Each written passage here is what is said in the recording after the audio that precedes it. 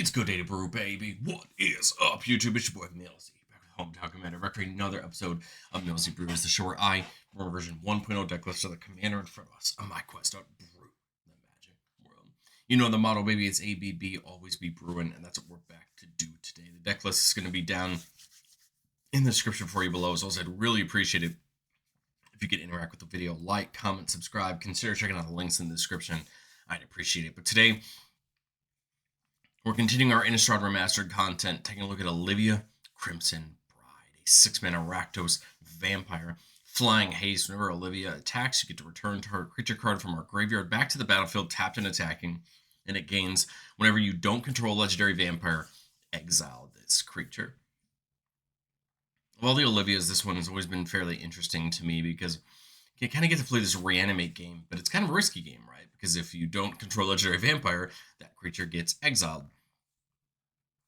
The truth is, it's fun though, because we get to reanimate either big creatures or some really big vampires that are fun to come back, take advantage of in combat, and do this over the course of a couple turns to just really take our opponents out. There's a couple ways we can do this. I think the easiest way is to try to discard those creatures into the graveyard. There's a lot of ways in red with red draw spells to do that, so we can record them, or we just have straight up other reanimation spells that we can use. We don't have to just use Olivia's ability, although Olivia's ability is there and easy to use for us. But all right, who are the creatures that we want to get back? Well, there's a lot of options. I tried to keep this as much vampires as I could, but obviously there was going to be some non-vampires that hang in there. Things like Bloodletter of Accolades feels good, right? We want to be attacking, so make it any damage through hit even harder. Bloodline Necromancer can actually come back and bring another vampire with it, which is great because then that vampire that it brings with it won't have that rider on it, making sure that we can really take advantage of it. Brass Dragon just felt right. In a deck that wants to bring things back out of the graveyard, I think it makes sense to have a dragon that if it hits, you can roll a d20 and bring that many creature cards with mana value X or less from graveyards on a battle, so anyone's graveyard, and bring them back. That feels pretty good. And again, Brass coming back in, tapped and attacking, means you have a good chance, right, to hit a player that can't block it, get that dice roll, and make it even more fun. Butcher Malakir, classic vampire. Whenever it or another creature we control dies, each opponent sacrifices a creature, so kind of make our opponents hurt for hurting us. Crossway Troublemakers and Malakir Bloodwitch are both great vampires. They're just easier to reanimate than cast, right? What I like about Crossway is it gives all of our attacking vampires Death Touch and Lifelink, so we're getting real value for attacking.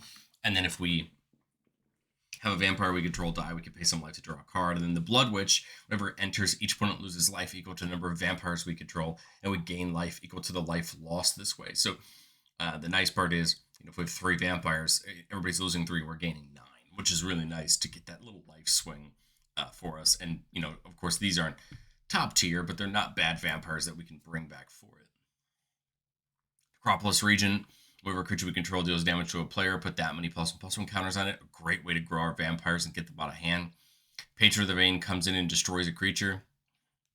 And it says whenever a creature an opponent controls dies, we exile it and put a counter on each vampire we control. So we're going to grow the whole board, right? These big vampires that we can hopefully just cheat back in and work for us. Same thing with Vein Ripper, a 6/5 that says whenever a creature dies, target opponent loses 2 and we gain 2. So just great attackers. We want to come back in and then have great effects for us. But we need to make sure we have legendary vampires, right? Because Olivia can't be our only one, and I think we're going to be in a ton of trouble if she is. So some of these legendary vampires aren't going to be maybe the top tier vampires, but I think the point is that they're here and there are other vampires that are going to be easy to get down so that we can keep things on board. Anjay, Man of Dishonor, says whenever it or one or more other vampires come in, we make a blood token, and we could pay 2 to sacrifice another creature or a blood token to have everybody lose 2 and we gain 2. The blood tokens are always great because they're going to allow us to discard cards to draw, to feed our graveyard, or can just be used for that Anjay's ability. A great commander in its own right, and it's here to add for us. Anawan forces everybody else to sack a non-vampire creature at the start of our upkeep. Again, start hurting them a little bit. The nice thing about something like Anawan is it's another great reanimator target for Olivia, and then it will keep itself around because it's a legendary vampire, so that's always not bad. Drana is another great option because it's going to grow all of our creatures whenever it deals damage to a player. This is great because it has first strike, so ideally it's going to deal damage first and then deal damage to the rest of and then give a counter on the rest of our creatures so they can deal more damage. And it's a nice cheap one. Hopefully we can have down. Draw to the last Blood Chief says whenever it attacks, defending player chooses a non-legendary creature from our graveyard, we get to bring it back with a counter on it. And it's a vampire addition to its other type. So this is another great way to reanimate our things back out of our graveyard without that rider from Olivia on it. And Drana can do that right every turn that it attacks. Vorus is whenever it enters or whenever it deals combat damage to a player, we make a blood, and whenever we discard a card, we can put a counter on it. So when we're using our other discard style effects of these blood tokens, we can grow Evora over the course of the game. Strafan's another one that cares about blood tokens. At the beginning of our end step, we make a blood token for each player who lost life this turn. It's going to be very accomplishable in this deck. Whenever it attacks, we can sack 2 blood tokens to put a vampire from our hand on the battlefield tapped and attacking.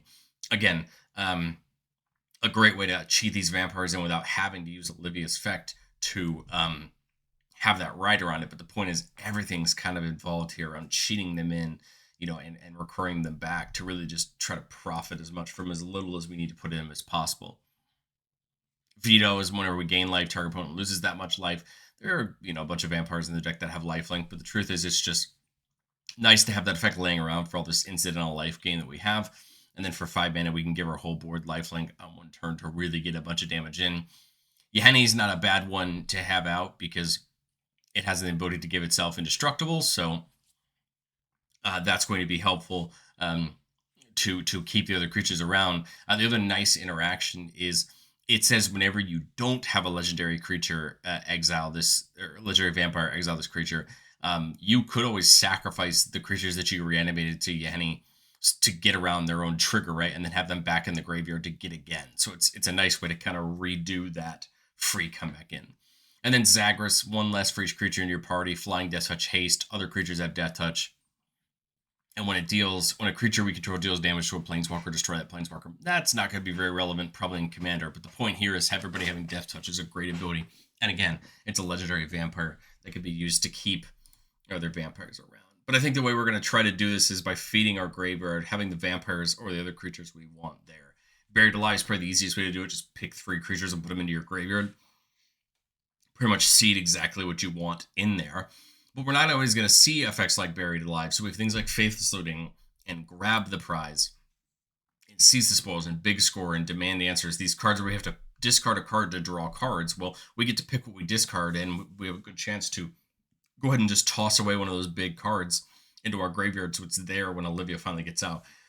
Some of these draw spells like Seize the Spoils and Big Score and Unexpected Windfall make us treasures so that way we can get to 6 mana for Olivia even faster as we work our way up the scale. I like the idea of Call the Bloodline, where we can pay 1 and pitch a card to make a vampire token with lifelink. This is nice because again we get to pick what we discard, right? Making sure we could seed those cards in there for when we attack with Olivia. And then Sneak Attack's kind of fun because we can actually sneak a creature in, use it that turn to take an attack, right? Use its ability. It sacrifices the beginning of the next end step, right? And then it's there for Olivia on the next turn. So that's kind of an interesting way to get kind of double the value, right, out of our creatures. Get it on the front side and then bring it back, right, and get it on the back side. But there's more recursion than just that. Your traditional reanimates victimize a way to get 2 at once instead of just 1, and you don't have to pay that pesky life cost like you do with reanimate.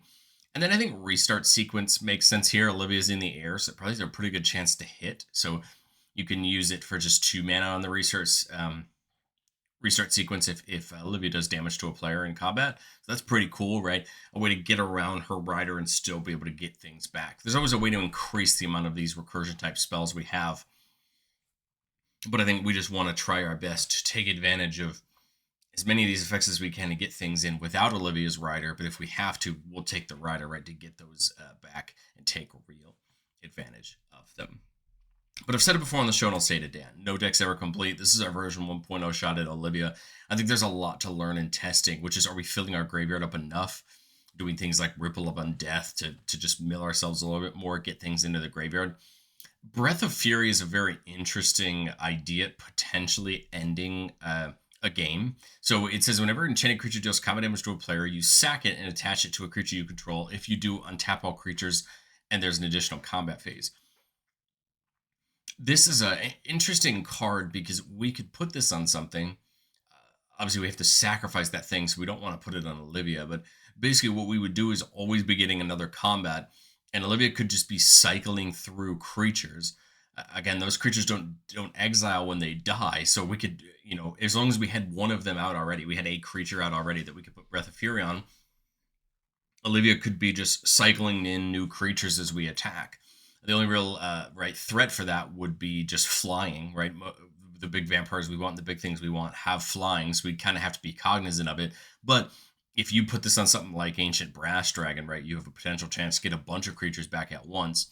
I think the only other buried entry, Breath of Fury, would just be making sure that you have haste. Remember that Olivia doesn't give them haste, so you do kind of have to be careful of what you choose to do there. But I think there's a lot of other ways for Breath of Fury and more or extra combat style abilities to come into the deck as well. And then Breach the Multiverse just is a classic graveyard option. Everybody mills 10, you pick a creature or planeswalker in everybody's graveyard to bring it back. Mega value for 7 mana. Again, just a really cool way to hit every player and get some big value. Let's do what we do best here on the channel and get in to our playtest. Keeping a 2-lander with a Rakdos Signet, our restart sequence. Captain Vampire just got that great reprint in his Chandra Mastered, and a way to potentially gain control of some things. Bedevil, some removal, and there's that Brass Dragon. I was going to say, ideally, we'd love to see a land, and we did see it. We see Path of Ancestry. Great way to start scrying as well. I think we'll get the Signet down this turn, so that's 3, 4, 5, or just 1 land off of Olivia, and there it is. Okay, so not bad at all. See, I think we get the land down. I was thinking of going with Captivating Vampire, and that would allow me to scry 1 off the Path of Ancestry. So let's see. Patron of the Vein. Well, Patron of the Vein isn't bad. Obviously, we want to see if we can discard it. We could try to do it with something like Gyreach Sanctum, or we could also play Patron of the Vein, right? Another way we think about getting things into the graveyard, remember, is that things can just die and go into the graveyard, right? And then they're there for the purposes of our abilities.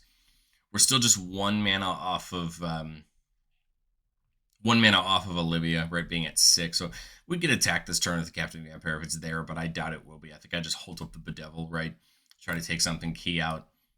But here on turn 5, then I would look to play Olivia. Again, unfortunately, she does have haste, but we don't have anything in our graveyard. We'll scry 1 off of her being cast. There's Unmarked Grave, another way for us to put something we want to our graveyard, so I like that. I wish we'd had that Brass Dragon to put back.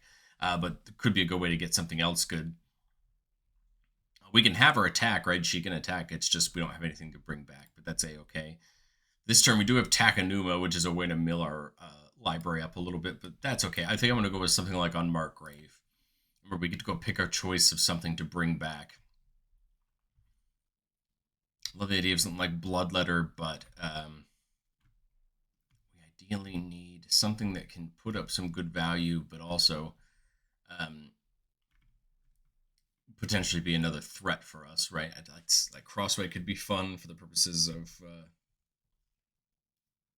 that. I think Necropolis Regent might be fun just to start growing our vampires, right?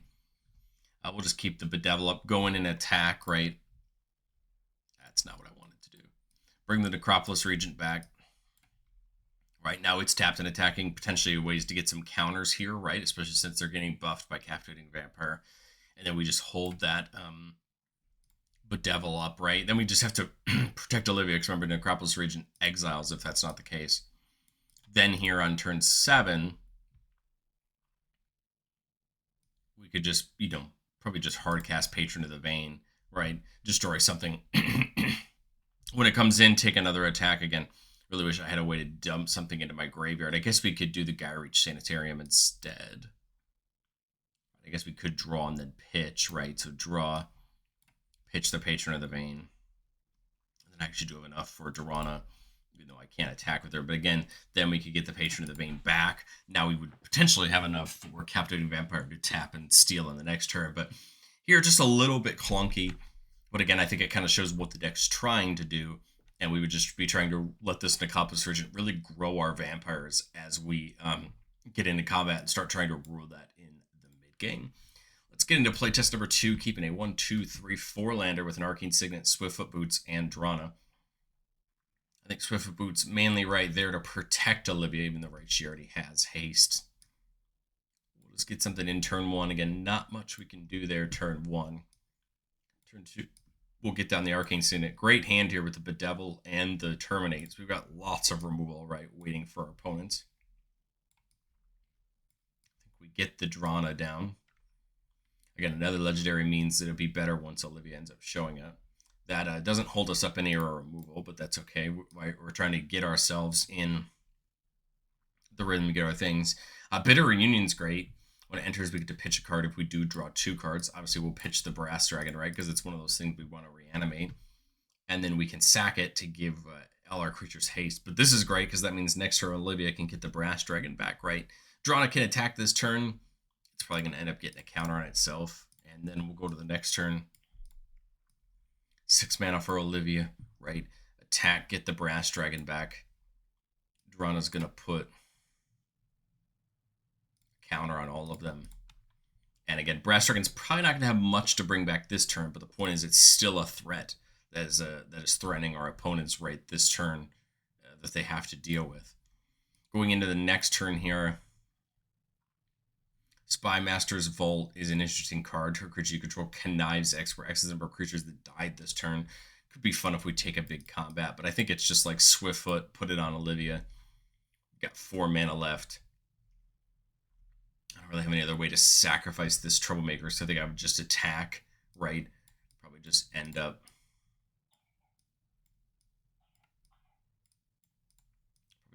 with a counter on all of them. Right, from Drana, just take these attacks again. Maybe we can reanimate some of our opponent's things back with the Brass Dragon as we try to find a way to get those Troublemakers back into our graveyard. But there you go, there's the Rakish Air, which whenever a Vampire we control hits an opponent, it gets a counter on it. We have some removals set up. I would just repeat this, keep attacking. Unfortunately, Olivia, again, doesn't have anything to reanimate, but we should be able to reanimate our opponent's things if things die. You know, if somebody wipes the board, that's A-okay. You know, because then we'll have other things back in there in the graveyard to do. We'll stop here on this one. You know, still kind of doing okay, ruling in the sky here with our 3 flyers, and just need something to help us sweeten the pot there. But playtest number 3, 5-lander with Victimize and Drana. So lots of mana that we need, just need the vampires for it. Turn will we draw Bloodletter? Okay, so not a bad first turn draw. Turn 2. A Gaia Reach Sanitarium, so we've got plenty of mana now for Olivia. It's just going to be getting it all down. Get the Foreboding Ruins down in. We got both of them in our hand to put down Drana. Right now we're really stacking up on the vampires, right? So I think I would put Gaia Reach Sanitarium down here and just use its ability to draw and then discard. We see Cropless Regent, we see Vein Ripper, we see Bloodletter, we see Anawan. So we have a couple great options. I think I'll pitch the Bloodletter first. And then I'm sure Drana will end up getting a counter this turn. Turn 5, we see Olivia's Wrath as a one-sided board wipe. I think I would just do the same thing. Draw and then pitch the Regent. We're just feeding our graveyard. Now we have Big Score, which can help feed our graveyard. But the truth is, now this next turn, play Olivia. Olivia attacks. I mean, I like probably Necropolis Regent here first, just because it's I would have got that last turn. Just because then we can start getting more counters on these, right? All of them are growing as long as they're hitting through. And now, you know, we could hard cast Anawan this next turn if we're or there's I was gonna say there's Yeheni. Now Yeheni can come down. Now we're less worried about someone taking out Olivia to get rid of the Regent. And we just keep this process going. Yeheni has haste, so I can get in. Not a bad thing here. We've got more to get back. This turn we would get back to Bloodletter, right?